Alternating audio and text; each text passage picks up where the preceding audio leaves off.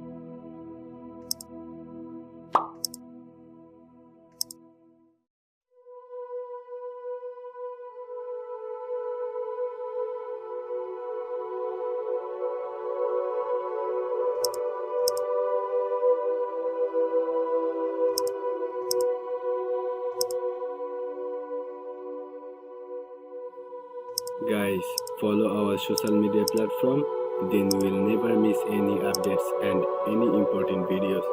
If it is helpful for you, then share this video. If you have any question, then ask, feel free in the comment box.